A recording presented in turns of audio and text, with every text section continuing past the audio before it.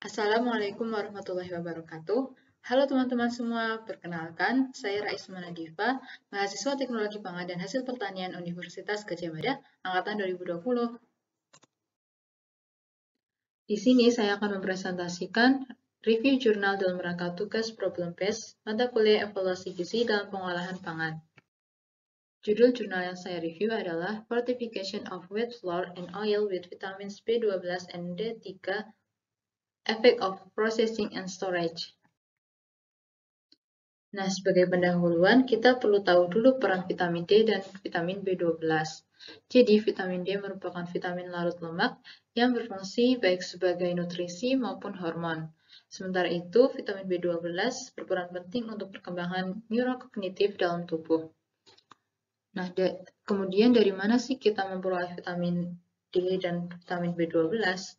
Jadi, kebutuhan vitamin D3 atau cholecalciferol dapat diperoleh melalui paparan sinar UVB terhadap kulit ataupun dari bahan pangan yang berasal dari hewan seperti ikan, telur, dan lain sebagainya.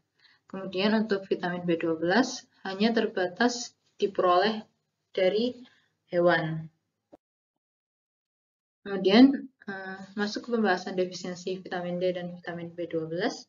Menurut penelitian, vegetarian lebih rentan terhadap defisiensi vitamin D dan vitamin B12 dibandingkan pengonsumsi daging dan ikan dalam segmen populasi yang diamati.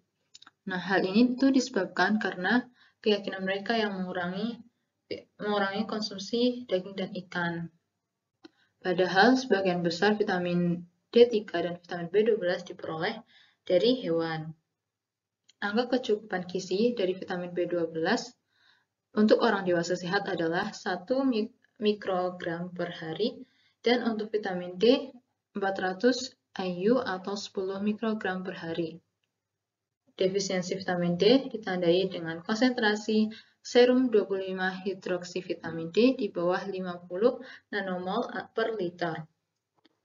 Defisiensi vitamin D ini dapat menyebabkan rakitis pada anak-anak serta osteomalacia dan osteoporosis pada orang dewasa. Nah, defisiensi vitamin D ini juga rentan terhadap ibu hamil dan anak bayi. Nah, berdasarkan studi, sebanyak 75% di bagian barat India, populasinya itu mengalami defisiensi vitamin D yang dilaporkan sebagai epidemi. Kemudian, defisiensi vitamin B12 dapat disebabkan oleh anemia perniciosa, penyakit lambung atau operasi, penyakit usus, penyakit pankreas, kekurangan gizi, diet vegetarian, atau bisa disebabkan oleh alkohol. Dan defisiensi vitamin B12 ini berkaitan erat dengan gangguan hematologi, penyakit Alzheimer, depresi, dan cacat tabung saraf. Defisiensi vitamin B12 ini ditandai dengan kadar serum kurang dari 149 pml per liter. Nah, berdasarkan hasil penelitian, ditemukan bahwa 2,5–26% dari populasi di seluruh dunia mengalami defisiensi vitamin subklinis B12. Kemudian, masuk ke pembahasan fortifikasi. Nah, karena banyaknya kasus defisiensi vitamin B12 dan vitamin D3, maka para ahli mencetuskan fortifikasi pada bahan makanan, terutama bahan makanan komoditas. Nah, keberhasilannya ini sudah terlihat di berbagai negara seperti India, Swiss, Amerika Serikat, dan Kanada. Dalam penelitiannya, fortifikasi produk komoditas pangan seperti susu, margarin, tepung, minyak dilaporkan meningkatkan kadar serum B12 dan D3 serta mengurangi prevalensi defisiensi kedua vitamin tersebut. Nah, fortifikasi tepung terigu dengan mikronutrien berbeda yaitu vitamin B12 dan vitamin D3 itu dinilai menjadi fortifikasi yang paling efektif untuk membantu mengurangi prevalensi defisiensi terhadap kedua vitamin tersebut karena konsumsi tepung terigu sudah banyak di berbagai negara. Kemudian ketahanan dan degradasi vitamin dalam produk fortifikasi. Produksi makanan menggunakan cyanocobalamin lebih stabil dibandingkan hidroksikobalamin Keduanya ini merupakan vitamin B12 buatan. Degradasi cyanokobalamin selama pembuatan roti lebih rendah dibandingkan hidroksikobalamin. Degradasi cyanokobalamin sebesar 23% dan hidroksikobalamin sebesar 44%. Kemudian, adapun ketahanan vitamin D3 dalam roti fortifikasi lebih stabil hingga proses fermentasi dan terdegradasi secara cepat pada proses pemanggangan.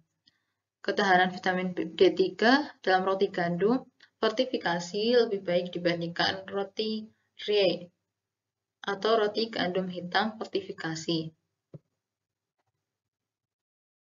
Nah, dalam memfortifikasi makanan untuk mencegah atau menangani kasus-kasus defisiensi vitamin, kita juga harus memperhatikan efek dari pengolahan bahan makanan tersebut. Jadi, menurut penelitian, efek dari penggorengan, pemanggangan, dan pengukusan terhadap ketahanan vitamin A, vitamin D3, dan vitamin E pada beberapa jenis ikan menunjukkan bahwa ketahanan vitamin menjadi lebih rendah selama penggorengan dibandingkan dengan pengukusan dan pemanggangan. Dengan degradasi yang lebih tinggi dialami oleh vitamin D3 dibandingkan vitamin A dan vitamin E. Fortifikasi pada minyak konsumsi dengan vitamin D itu lebih efisien dalam menangani atau mencegah prevalensi defisiensi vitamin D. Karena vitamin D merupakan vitamin larut lemak dan minyak menjadi medium yang baik untuk vitamin tersebut. Namun, penggorengan minyak secara berulang atau terus-menerus dapat menyebabkan oksidasi dan polimerisasi minyak, sehingga vitamin larut lemak yang ada di dalamnya juga menjadi tidak stabil. Berdasarkan Peraturan Standar Keamanan Pangan untuk Fortifikasi Pangan 2018, fortifikasi minyak dengan vitamin D diperbolehkan hingga 4,5 IU per gram, sedangkan fortifikasi vitamin B12 dalam tepung terigu diizinkan hingga 10 mikrogram per kilogram tepung. Keberhasilan dari fortifikasi pangan ini dipengaruhi oleh stabilitas vitamin D3 dan vitamin B12 yang ditambahkan selama proses pengolahan dan penyimpanan. Oleh karena itu, penelitian ini bertujuan untuk menguji stabilitas fortifikasi vitamin D3 dan vitamin B12 dalam bahan pangan pokok yang banyak dikonsumsi seperti tepung terigu, dengan memperhatikan faktor suhu penyimpanan dan kelembapan, serta dalam produknya yaitu roti, kue, cookies, chapati, dan puri. Nah, selain itu, akan diuji pula stabilitas fortifikasi vitamin D3 dalam minyak dedak atau rice bran oil selama beberapa siklus penggorengan makanan tradisional India, baik itu dari adonan padat menghasilkan produk puri dan dari adonan cair menghasilkan produk pakora. Selanjutnya, bahan-bahan yang diperlukan dalam penelitian ini adalah minyak dedak atau rice bran oil, tepung terigu utuh, tepung buncis, gula bubuk, lemak, vitamin B12 atau cyanocobalamin, vitamin D3 atau cholecalciferol, TLC silica gel, aluminium sheet plate, shrink filters, potassium hydroxide pellet, magnesium chloride, sodium nitrate, potassium nitrate, 2-propanol, formic acid, sodium bicarbonate, ammonium hydroxide, HPLC grade metanol, serta acetonitril. Nah, vitamin B12 dan D3 disimpan dalam kantong aluminium tertutup bersegel yang disimpan dalam kantong polietilen untuk menghindari dari penyerapan kelembapan. Kantong diletakkan di tempat gelap dengan suhu 4 derajat Celcius. Selanjutnya, metode yang dilakukan dalam penelitian ini yang pertama adalah fortifikasi tepung gandum utuh dengan vitamin B12 serta D3 dan diamati stabilitas penyimpanan. Tepung gandum utuh difortifikasi dengan vitamin B12 dan D3 dalam mixer Hobart N50 selama 15 menit hingga tercampur rata. Kemudian, tepung fortifikasi ganda ini disimpan dalam wadah plastik kedap udara serta diberi perlakuan suhu dan kelembapan relatif atau relative humidity yang berbeda-beda.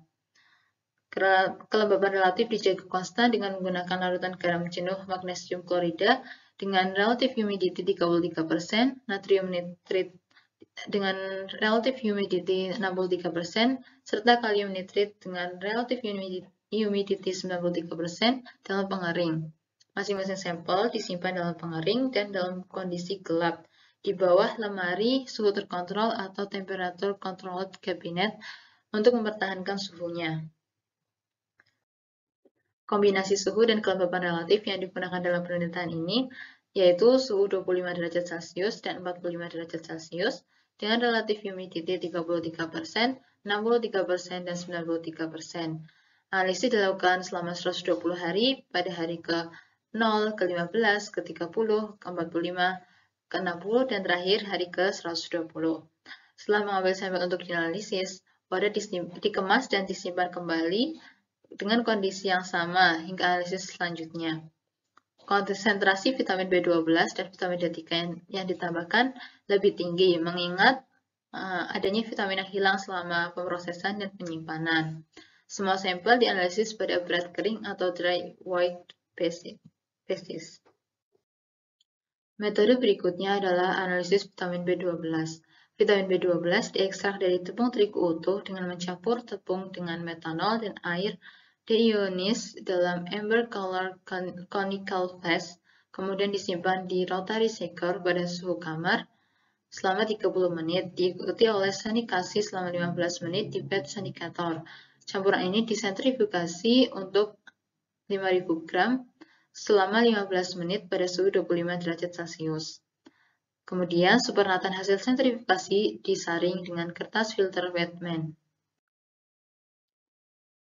Nah, kemudian ekstrak vitamin B12 dianalisis menggunakan kromatografi lapis tipis bertekanan tinggi atau HPTLC. Gambarnya ada di sebelah kanan. Kemudian, pemilihan ekstraksi ditentukan dengan menambahkan vitamin B12 dengan jumlah yang diketahui, yaitu 100 mikrogram per gram tepung. Dan dianalisis untuk konsentrasi vitamin B12 di dalamnya. Kemudian analisis vitamin D3. Vitamin D3 diekstraksi dari tepung gandum utuh dengan proses saponifikasi alkoholik menggunakan kalium hidroksida dan etanol di atas water bath pada suhu 70 derajat Celcius selama 30 menit dengan pengocokan bertahap. Kemudian kloroform ditambahkan ke campuran saponifikasi dan disentrifugasi pada 1.500 gram selama 5 menit pada suhu 20 derajat Celcius. Nah, fase kloroform di bagian bawah dikumpulkan dalam botol kaca berwarna kuning atau amber colored glass bottle. Ekstrak dikeringkan menggunakan nitrogen gas flushing untuk menguapkan kloroform dan ekstraknya dilarutkan dalam metanol. Sampel ini kemudian disimpan pada suhu 4 derajat Celcius sebelum dianalisis. Kemudian, vitamin D3 dalam sampel minyak dianalisis dengan cara yang sama, yaitu dengan reaksi saponifikasi. 0,25 gram minyak dan 1 mili kalium hidroksida 30% dibanding etanol 1:3 serta ekstraksi dengan 1 mili kloroform. Vitamin D3 ini dianalisis menggunakan kromatografi cairan tekanan tinggi fase terbalik atau HPLC. Kemudian, tabel berikut menunjukkan perbandingan metode dan hasilnya antara vitamin B12 dan vitamin D3. Kemudian perhitungan kinetik yang digunakan yaitu perhitungan laju reaksi untuk kinetika degradasi dengan rumus min dC per dt sama dengan Kc pangkat M, dengan C merupakan nilai kuantitatif produk degradasi, K konstanta laju reaksi, dan M adalah order reaksi. Kemudian, untuk order pertama dapat ditulis persamaannya yaitu ln Ct per C0 sama dengan min Kt.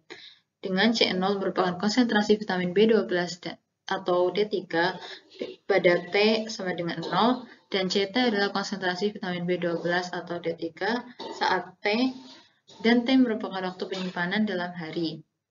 Kemudian, waktu yang diperlukan untuk degradasi menjadi setengah dari konsentrasi aslinya disebut waktu paruh, dan dapat dihitung menggunakan rumus T1 T paruh sama dengan 0,693 per K.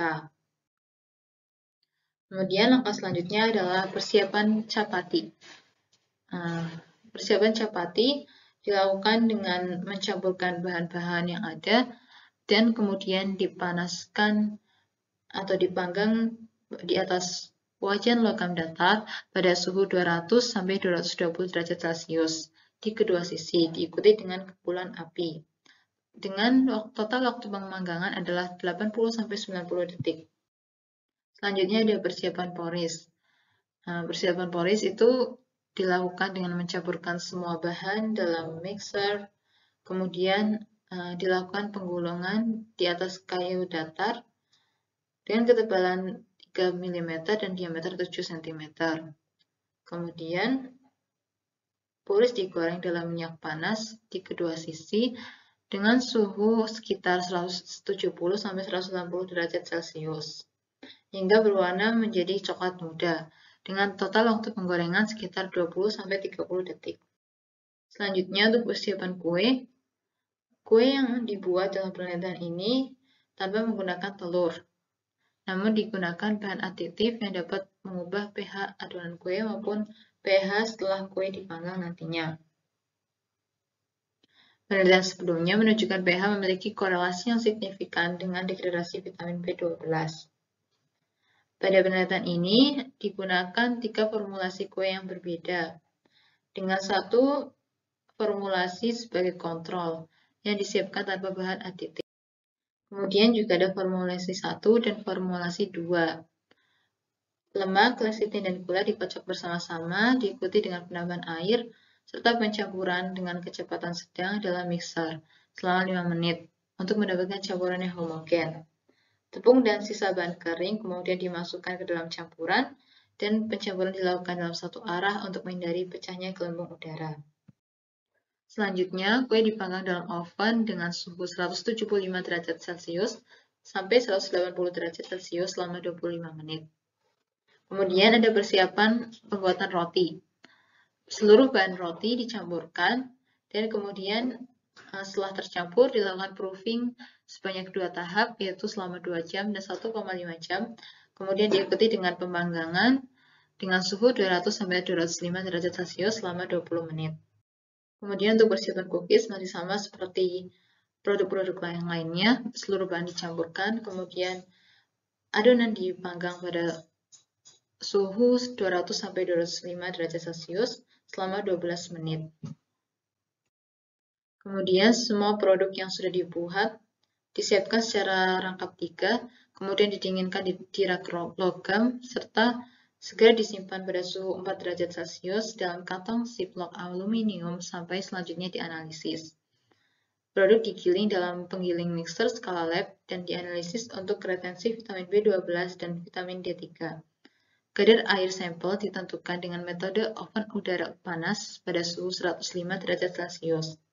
Kadar air berdasarkan berat kering dihitung menggunakan rumus, yaitu MD sama dengan MW kali 100 dibagi 100 min MW, di mana MD adalah kadar air pada berat kering dan MW kadar air pada berat basah. Kemudian, retensi vitamin setelah pengolahan juga dapat dihitung dengan menggunakan rumus sebagai berikut. Kemudian dilakukan analisis konsentrasi vitamin D3 dan vitamin B12 dalam minyak goreng dengan metode yang sudah dibahas sebelumnya untuk mengevaluasi transfer vitamin D3 dan vitamin B12 dari adonan ke minyak saat penggorengan. Kemudian, fortifikasi dan analisis minyak dedak atau rice bran oil. Vitamin D3 ditambahkan ke minyak dedak dan disimpan pada suhu lingkungan selama 12 jam untuk memastikan vitamin D3 larut sempurna dalam minyak. Kandungan vitamin D3 dianalisis menggunakan metode yang diuraikan dalam bagian sebelumnya, yaitu analisis vitamin D3. Minyak yang difortifikasi ini digunakan lebih lanjut untuk menggoreng nantinya. Kemudian, persiapan dan analisis produk gorengan berbasis adonan padat dan cair, serta minyak goreng. Produk pori berbasis adonan padat disiapkan sesuai dengan metode yang sudah ada sebelumnya. Kemudian, untuk pakora berbasis adonan cair dibuat dari adonan tepung buncis dengan cara mencampurkan tepung buncis dengan garam, bubuk cabai merah, dan air. Minyak dedak yang difortifikasi dipanaskan hingga 170–180 derajat Celcius dan adonan dicelupkan ke dalam minyak menggunakan sendok makan berbentuk bola-bola kecil diameter 1,5–2 cm dan digoreng dengan api kecil hingga berwarna kuning keemasan. Menggoreng pakora membutuhkan waktu 60–70 detik. Kemudian, minyak digunakan berulang kali selama 5 siklus penggorengan berturut-turut. Setelah setiap siklus penggorengan, minyak dibiarkan dingin terlebih dahulu hingga suhu kamar, dan minyak sampel dikumpulkan untuk dianalisis. Selanjutnya, minyak dipanaskan untuk siklus penggorengan selanjutnya. Sampel puri dan pakora dari setiap siklus penggorengan didinginkan dan disimpan secara terpisah dalam kantong ziplock aluminium foil pada suhu 4 derajat Celcius hingga proses analisis. Selanjutnya, sampel produk puri dan pakora digiling dalam penggiling mixer skala lab. Kandungan minyak dari produk gorengan ditentukan menggunakan pet ether sebagai pelarut dan digunakan peralatan soklet selama 2 jam. Kandungan minyak dihitung secara gravimetri. Vitamin D3 dari semua sampel produk dan minyak diekstraksi dan dianalisis menggunakan metode seperti yang telah dijelaskan sebelumnya. Retensi vitamin D3 dihitung per gram minyak untuk membandingkan hasilnya. Kemudian, analisis statistik yang digunakan yaitu menggunakan IBM SPSS statistik versi 20.0.0, kemudian menggunakan ANOVA satu arah pada P kurang dari 0,05, diikuti oleh LSD dan tes jangkauan ganda Duncan. Kemudian, setiap percobaan dilakukan dalam triplicate dan nilai rata-rata diambil untuk perhitungan. Data kinetik dianalisis dengan analisis regresi menggunakan Microsoft Excel. Kemudian untuk result and discussion, yang pertama adalah degradasi vitamin B12 dalam tepung gandum utuh yang difortifikasi selama penyimpanan. Berikut merupakan grafik dari degradasi vitamin B12 dalam tepung gandum utuh yang difortifikasi selama penyimpanan pada berbagai relative humidity pada suhu untuk grafik pertama 25 derajat Celcius dan untuk grafik kedua pada suhu 45 derajat Celcius. Selanjutnya, berikut merupakan grafik yang menggambarkan degradasi vitamin D3 pada tepung gandum utuh yang difortifikasi selama penyimpanan pada beberapa atau berbagai persen kelembaban relatif pada suhu yang pertama 25 derajat Celcius dan grafik yang kedua 45 derajat Celcius. Kemudian, tabel berikut memperlihatkan konstanta laju reaksi dan waktu paruh dari degradasi vitamin B12 dan vitamin D3 pada fortifikasi tepung terigu utuh selama penyimpanan pada berbagai kondisi. Selanjutnya, pada tabel 3 diperlihatkan persentase retensi atau ketahanan vitamin B12 dan vitamin D3 pada berbagai produk dari fortifikasi tepung terigu.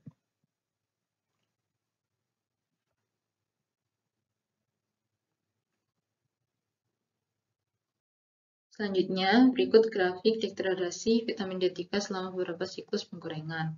Grafik pertama merupakan grafik pengaruh siklus penggorengan terhadap konsentrasi vitamin D3 dalam minyak goreng.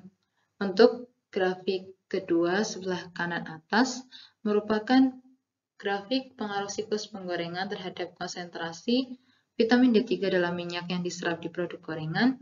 Dan untuk grafik yang terakhir atau yang paling bawah adalah grafik yang menunjukkan pengaruh siklus penggorengan terhadap konsentrasi vitamin D3 dalam produk gorengan.